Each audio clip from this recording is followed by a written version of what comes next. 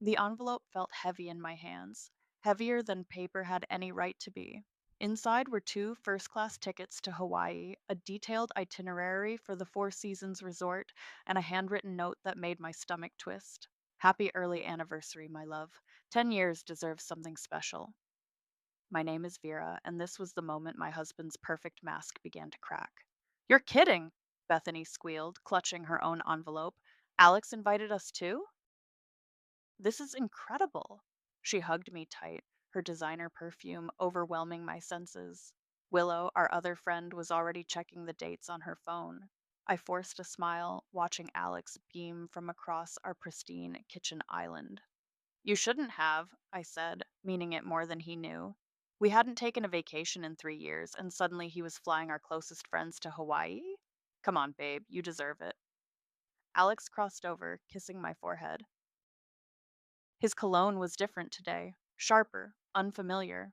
The business is doing great, and I want to celebrate properly. When do we leave? Willow asked, practically bouncing. 3 days, Alex replied, checking his Rolex, the one he'd bought last month, despite our supposed budget cuts. I've got meetings in Seattle next week, but you ladies enjoy yourselves. I'll join you for the last few days. That night, as I packed, something felt off. Alex was being too attentive, helping me choose outfits, suggesting I pack my blue bikini, the one that drives me crazy. His phone kept buzzing, but he'd angle it away each time he checked it. You're sure we can afford this? I asked, folding a sundress.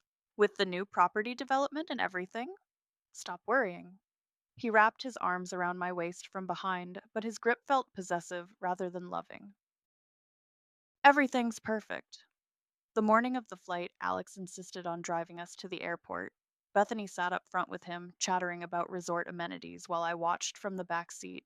Something about their easy rapport made my skin crawl. Don't forget to check the welcome package when you arrive, Alex said as he hugged me goodbye. I arranged some surprises. The flight was smooth, but Bethany seemed distracted, checking her phone constantly. When I asked if everything was okay, she laughed too quickly. Just work stuff, you know how it is. At the resort, our rooms were gorgeous ocean view, private balcony, the works. I started unpacking, trying to shake off my unease. That's when I found it, tucked between my folded clothes, a crumpled paper with a lipstick smear, clearly fresh. The shade was a deep burgundy I'd never wear. Flipping it over, my blood ran cold. It was a real estate brochure from Alex's office, and scrawled across it in unfamiliar handwriting were the words, Don't forget what you're not supposed to see. My hands shook as I examined the paper. The lipstick matched the shade Bethany had been wearing at the airport. I grabbed my phone, opened my photos, and scrolled back 3 months. There it was, the first red flag I'd ignored. A receipt from a jewelry store had fallen from Alex's jacket. When I'd asked about it, he'd said it was for his mother's birthday. His mother, who I knew preferred silver, had never mentioned receiving anything. The ocean waves crashed outside my window as pieces clicked into place. The late nights, the new cologne, the sudden generosity. And now, this note, clearly meant for someone else, accidentally slipped into my suitcase instead. My phone buzzed, a text from Alex. Arrived safely? Missing you already, beautiful. I stared at those words until they blurred. 10 years of marriage, and I'd just found the first crack in his perfect performance. But he'd forgotten something crucial about me. Before I'd become his wife, I'd built my career in strategic marketing. I knew all about crafting perfect narratives, and I knew exactly how to tear them down. All good, I texted back, adding a heart emoji. Thank you for this amazing surprise. He had no idea just how surprising things were about to become. I didn't wait for the second day of vacation. The first red eye flight home had an empty seat, and I took it. Let Bethany and Willow enjoy their beach time. I had work to do. You did what? My brother Isaiah's voice crackled through my phone as I unlocked our front door at 4 a.m. Vera, are you sure about this? Remember last Christmas? I whispered, slipping off my shoes. When Alex got that urgent work call during dinner and disappeared for 2 hours? Yeah. The office was closed that day. I checked. I moved silently through our dark house, muscle memory guiding me. I need your help, Isaiah. Not as my brother, as a lawyer. He was quiet for a moment. Come by my office tomorrow, early. I spent the next hour setting up tiny cameras, one in the living room, disguised among my decorative pieces, another in the kitchen, hidden in a potted plant. The master bedroom was last.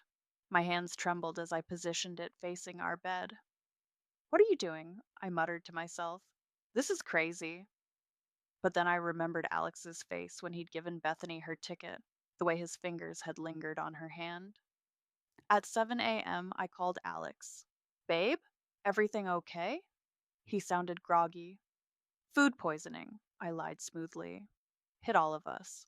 Bethany and Willow are staying, but I couldn't handle it. I'm home. You should have called me. His concern sounded genuine. He'd always been a good actor. I'll come home. No, no, I'm just going to sleep it off. Focus on your meetings. After hanging up, I drove to Isaiah's office. He was waiting with coffee and a grim expression. Show me everything, he said. I pulled out my phone, opened a folder labeled Receipts. 3 jewelry store purchases in 4 months. 2 weekend trips he said were for work. And this? I showed him a bank statement. Large transfers to an account I don't recognize. Isaiah studied the documents. When did you start collecting these? Since that Christmas. Something felt wrong. I just didn't want to be right. We'll need more, he said. Bank records, property documents. And Vera? He grabbed my hand. Be careful. Don't let him suspect. I spent the day setting up my home office, making it look like I was working from home. At 2:45 p.m., Alex texted, "Working late tonight. Don't wait up." Perfect. I ordered his favorite takeout, left it visible on the counter with a sweet note. Feel better soon. Love you. Then I settled in my office, laptop connected to the camera feeds. Hours passed. Nothing.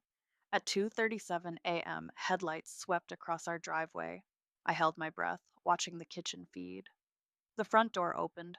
Alex entered first, his suit jacket missing. Then Bethany followed, still in her Hawaii clothes, her hair messed up. They weren't touching, but the energy between them was electric. She suspects nothing? Bethany whispered, perching on our kitchen counter, where I served breakfast every morning. Please? Alex's laugh was cruel. Vera's so desperate to believe everything's perfect. It's almost too easy. And the note? The one I left. Must have gotten mixed up in the packing. Don't worry. He stepped between her legs. She's not smart enough to figure it out. I watched them kiss in my kitchen, on my counter, their movements growing heated. My fingers dug into my palms until they bled. Then Bethany pulled back. We should go upstairs. No. Alex's voice was firm. Never in our bed. That's my rule. How noble of him. They left through the back door, probably heading to wherever Alex really spent his nights. I sat in the dark, my laptop screen illuminating tears I hadn't realized were falling. My phone buzzed. Isaiah. I've got the property records you asked for, he texted. You're not going to like what I found. I wiped my eyes, steel replacing sorrow. Send everything, I typed back. It's time to show them exactly how smart I am. The cameras kept recording, gathering evidence in the dark.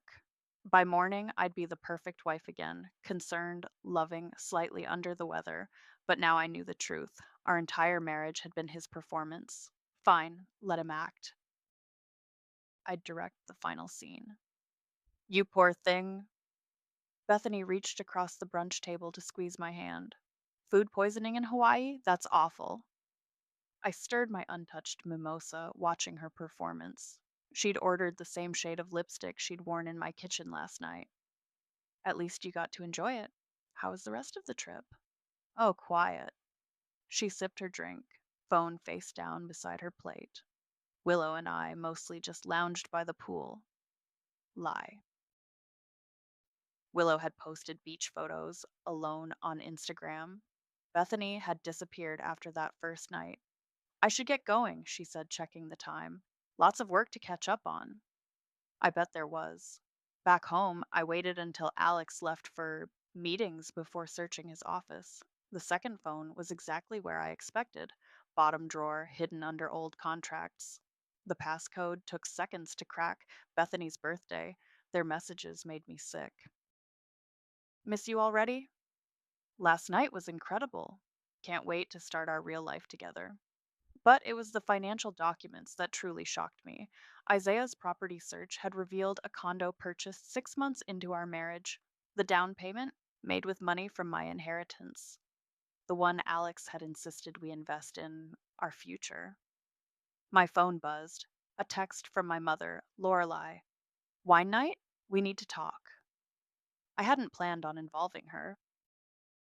We'd barely spoken since Dad's affair tore our family apart 15 years ago, but something in her message felt urgent. She was waiting on her porch when I arrived, 2 glasses already poured. You look terrible, she said, handing me one. Thanks, Mom. What's wrong? Her eyes were sharp, knowing. And don't lie, I invented that fake smile you're wearing. The truth spilled out, the note, the cameras, Bethany, the condo. With each word, Lorelei's face grew darker. History repeats, she whispered, more to herself than me. Did you know Alex came to see me before your wedding? I nearly dropped my glass. What? Asked about your inheritance, specific questions about the trust fund conditions. She met my eyes. I should have told you then. But I thought staying quiet would keep the peace, like I did with your father. Mom? No. She grabbed my hand. I was wrong then, and I was wrong with Alex. Silence protects the guilty, Vera. Never the innocent? My phone buzzed again, a text from an unknown number. My heart stopped when I opened it. Mrs. McCormick, this is James, Bethany's husband. We need to talk. It's about our spouses. Lorelei read the message over my shoulder. What are you going to do? I thought about Alex's cruel laugh in our kitchen, about Bethany's easy lies over brunch, about the condo bought with my inheritance, probably where they met for their rendezvous. I'm going to break the silence, I said. Loudly. Be careful, Lorelei warned. Men like Alex, they don't like losing control. Good. I finished my wine, because I'm about to take everything. I met James at a quiet coffee shop downtown. He looked destroyed, sliding a folder across the table without a word. Inside were photos, Alex and Bethany entering his secret condo, restaurant receipts, hotel bookings, and bank statements showing large transfers from both their accounts to an offshore number. There's more, James said, voice hollow. Alex has been laundering money through his development projects. Bethany's been helping him hide it. I found their emails. I reached into my bag, pulled out my own folder. Want to see what I found? We spent 2 hours comparing notes, building a timeline. By the end, we had a clear picture and a plan. Walking home, I called Isaiah. Remember how Alex always insisted I attend his company parties? Stand there smiling while he charmed potential investors? Yeah? Call Nick, Alex's business partner. Tell him I need a meeting. Private. Vera. Isaiah hesitated. Are you sure about this? Once you start? Our anniversary's in 3 days. I cut him off. I think it's time I gave Alex a proper surprise. I smiled, thinking of the scrapbook I'd been assembling. 10 years of photos, documents, and now, evidence. Some women burn their wedding photos when marriages end. I was going to use mine to burn his whole world down. Nick's face turned ashen as he reviewed the documents spread across his office desk. This can't be right, he muttered, running a hand through his graying hair. The Henderson project funds, the offshore accounts. Oh, it's right, I said, sliding another paper forward. Alex has been moving money through your joint developments for years. Did you ever wonder why certain contractors always came in under budget? He looked up sharply. They were shell companies. Bingo. I leaned back. The question is, Nick, what are you going to do about it? I should call Alex. Before you do, I pulled out my phone. Listen to this. I played the recording from my kitchen cameras, Alex bragging to Bethany about fooling his idiot partner with fake invoices. Nick's hands clenched into fists. That son of a bitch. Help me, I said quietly, and I'll make sure everyone knows you were another victim of his fraud. The next morning, I set my trap. I'd prepared breakfast, Alex's favorite French toast, and laid the anniversary scrapbook on the table. Blue ribbon, white leather cover, looking perfectly innocent. Something smells amazing, Alex called, coming downstairs in his designer suit. He kissed my cheek. Happy anniversary, beautiful. I made you something, I said, pushing the book toward him. Open it. The first few pages were normal, our wedding photos, vacation snapshots, dinner parties. Alex smiled, flipping through them. Then he reached page 10. His smile froze. There we were at last year's Christmas party, but now the photo showed him slipping away with Bethany in the background. Next page, bank statements, property deeds, screenshots of text messages. What is this? His voice was dangerous. I slid the divorce papers from under the last page. This is goodbye. You're being ridiculous. He tried to laugh, but his eyes were wild. These photos could be anything. Really? I played the kitchen video on my phone. His face went white. Should we discuss the condo you bought with my inheritance or the money you've been laundering through Nick's projects? Nick? Something ugly flashed across his face. You talked to Nick? He's probably talking to the board right now. I checked my watch. And the IRS. Alex lunged for the scrapbook. I let him take it. I had copies of everything. You can't do this, he snarled. You're nothing without me. Who do you think will believe you? James believes me, I said softly. Bethany's husband? We had quite the chat. His hand shot out, gripping my arm. You stupid? I wouldn't. Isaiah's voice cut through the room. My brother stepped out of my home office, phone recording. That would be assault on camera, Alex. Not great for your upcoming legal battles. Alex released me, breathing hard. You planned this? No. I stood, straightening my jacket. You planned this, the day you decided to steal from me. I'm just finishing it. I'll fight you, he threatened. I'll take everything. Look around. I gestured to our home, where every valuable had already been quietly moved to storage. Everything's already gone. Check your accounts. He grabbed his phone, fingers shaking. I watched his face crumble as he found his accounts frozen, his access to company funds blocked. The board meeting starts in 20 minutes, I said. Nick's presenting evidence of your fraud. Bethany's husband is there with proof of your money laundering. And these, I held up the divorce papers, are just the beginning. You can't prove. 10 years, Alex. My voice finally broke. 10 years of lies. Did you really think I was as stupid as you told Bethany? That I wouldn't figure it out? He stared at me like he'd never seen me before. Maybe he hadn't. Sign the papers, Isaiah said, placing a pen on the table. It's over.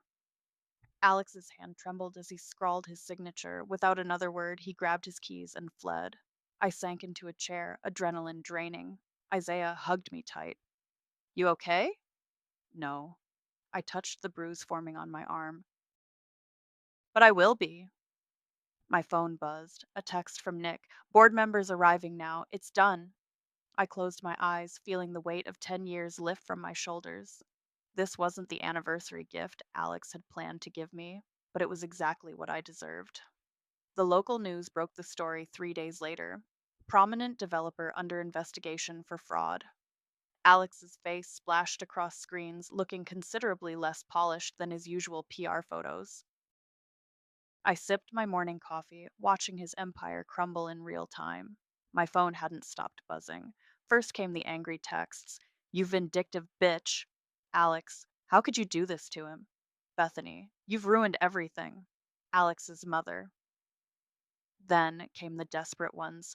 Baby, please, we can fix this. Alex, I can explain everything. Bethany, just call off the lawyers. Alex, I blocked them all. The community Facebook groups exploded when someone, not me, leaked the affair details. Bethany's perfect social media presence cracked under the pressure. She made the mistake of attending a charity luncheon, probably hoping to maintain appearances. I wasn't there, but my friend Maria recorded everything on her phone. How dare you show your face here? That was James, Bethany's husband, his voice carrying across the crowded room. After what you and Alex did? Bethany's carefully constructed mask shattered. James, please! Please what? Help you hide more money? Lie to more people? He threw a stack of papers into the air, bank statements, hotel receipts, all floating down like toxic confetti. It's all here, Beth. Every lie, every penny. The video went viral locally. Bethany fled the event in tears, her Chanel mascara creating perfect black streams down her face. I was in Isaiah's office when Alex made his first real move. He's countersuing, Isaiah said, reading the paperwork. Claims you orchestrated a campaign of harassment and emotional abuse, says you planted evidence and manipulated his business partners. Interesting strategy. I leaned forward. Does he know about the offshore account records? Not yet, Isaiah smiled grimly. Or the recordings from his condo. My phone lit up, Nick calling. The board voted, he said without preamble. Alex is out. We're cooperating fully with the investigation. Any word from Bethany? Disappeared. Rumor is she's staying with her sister in Phoenix. I hung up, feeling hollow. Not sad, exactly. Just empty. That evening, Alex showed up at our house. My house now. He looked terrible. Designer suit replaced with wrinkled clothes, dark circles under his eyes. 5 minutes, he begged through the door. Please, Vera. Against my better judgment, I opened it. What? I'll give you anything, he said. The house, the cars, whatever you want. Just call off the investigation. Anything I want? I stepped closer. How about 10 years of my life back? The inheritance you stole? My dignity? I loved you, he tried. No. My voice was ice. You loved what I represented. The perfect wife, the social status, the access to my family's money. That's not, you know what's funny? I cut him off. I actually thought I wasn't enough. All those nights you worked late, all those business trips, I blamed myself, thought if I was prettier, smarter, better, you'd want me more. His face crumpled. Vera, but now I realize you're the one who wasn't enough. Not successful enough to make it legally, not brave enough to leave honestly, not man enough to admit what you are. And what am I? He snarled, mask finally slipping. A coward, I said simply, and a thief. He moved to grab me, but I was ready. The taser in my pocket made a satisfying crack. Alex stumbled back, cursing. That's assault, I said calmly, gesturing to my security camera. Should I add it to the lawsuit? He fled, tires screeching down the driveway. Later that night, a FedEx envelope arrived. Alex's lawyer was pushing for an emergency hearing, claiming I'd orchestrated a malicious campaign to destroy his reputation. I called Isaiah. He's really going to fight this? Let him, my brother said. Some men have to burn everything down before they admit they lit the match. I looked at our wedding photo still hanging in the hallway. Tomorrow I'd take it down. But tonight I studied his face. The man I thought I'd married, the lie I'd believed. Then let's give him the flames he wants. He came to see me, you know. My mother's hands shook as she poured more wine. Before your wedding. Asked all sorts of questions about your trust fund. I'd driven to Lorelei's house after the emergency hearing was announced, seeking something, answers, understanding, maybe just a mother's comfort. Why didn't you tell me? I convinced myself he was just being thorough. She laughed bitterly. Like your father was just working late all those years. We see what we want to see. My phone buzzed, Isaiah sending documents. Another property under Alex's name, purchased 6 months into our marriage. The address looked familiar. I need to go, I said, standing. There's something I have to check. The condo complex was upscale but discreet, perfect for affairs. The locksmith I'd called met me there, Isaiah's court order in hand. Property's legally half yours, Isaiah had said. You have every right to enter. The lock clicked open. I stepped into Alex's secret life. The place was a shrine to deception. Designer clothes in the closet, women's clothes, multiple sizes, jewelry boxes scattered across the dresser, love notes pinned to a corkboard, different handwriting on each one. Oh God! I sank onto the bed, then immediately stood. How many women had been here? A familiar name caught my eye on one note. Thanks for last night, Jesse.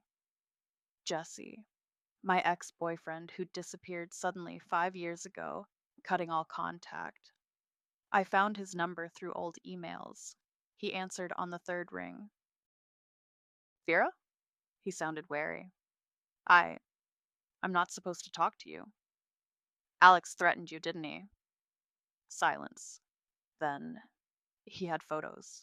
Said he'd send them to my employer, my family. Things taken out of context, but it would have ruined me. When? 5 years ago.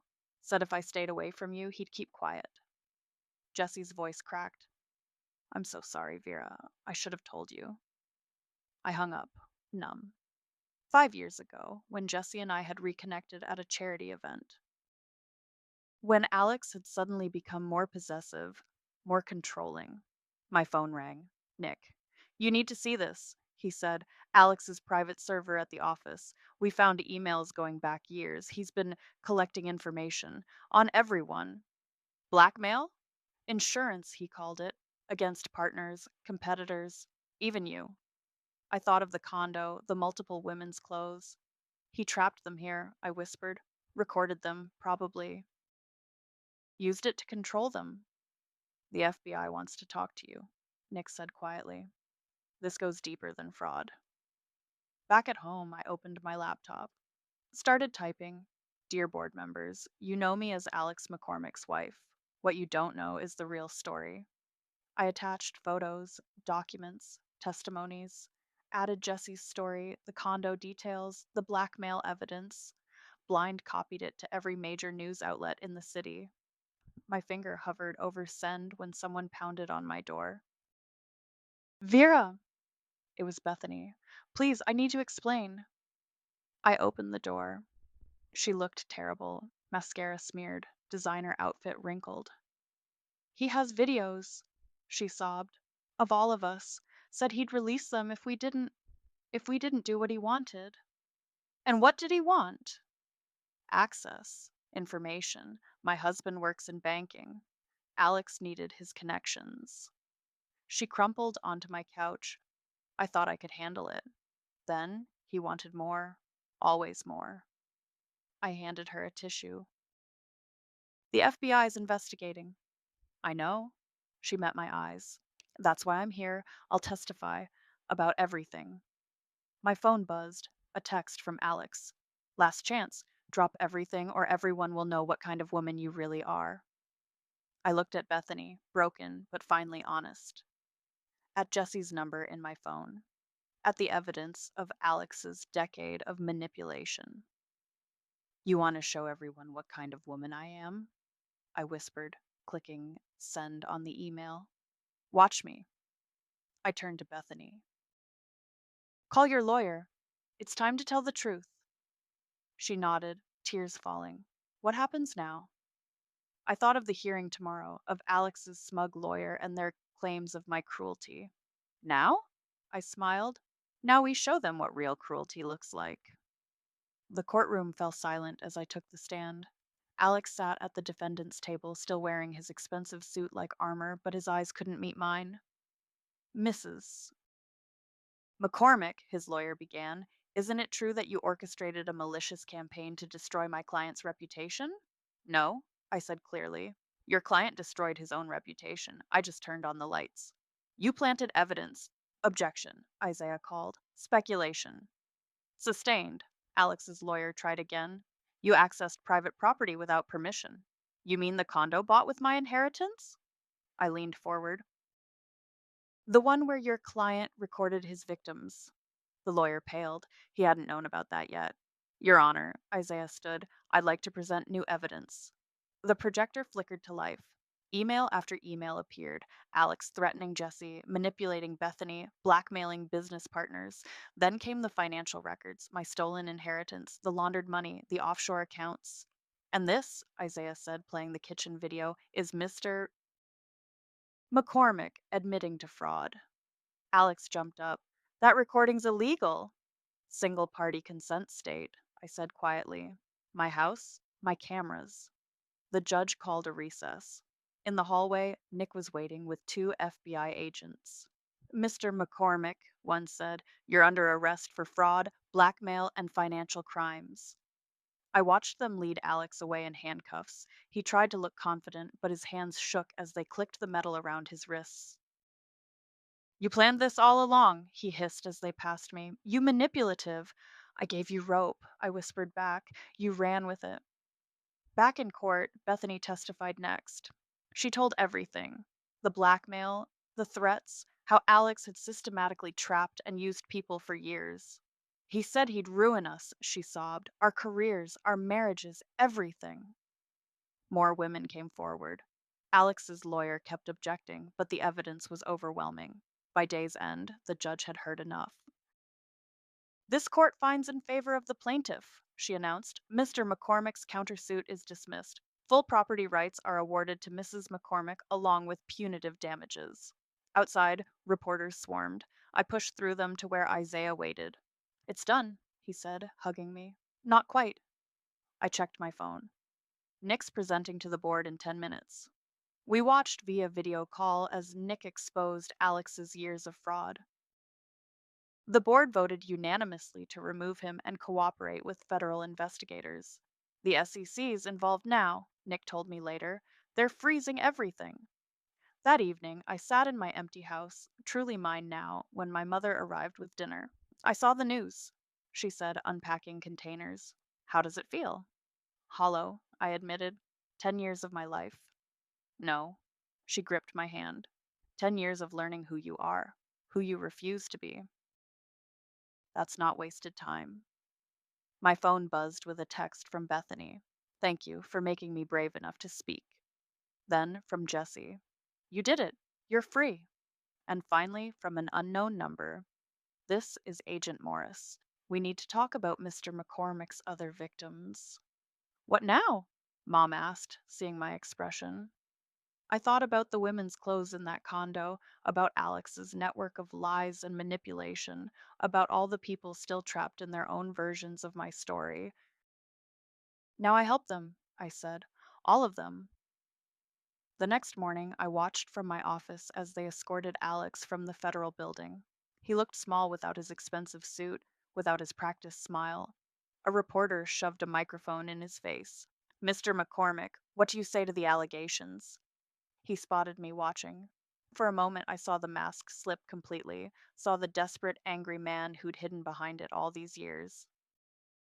"Karma isn't a storm," I whispered to myself, remembering all the times I'd felt helpless, confused, afraid. "It's a mirror." And finally, Alex was seeing his true reflection. My phone rang. Isaiah. "Ready for the next phase?" I smiled, thinking of all the women who'd reached out since the story broke, who needed someone to show them the way out. "Ready," I said. "Let's help them burn it all down."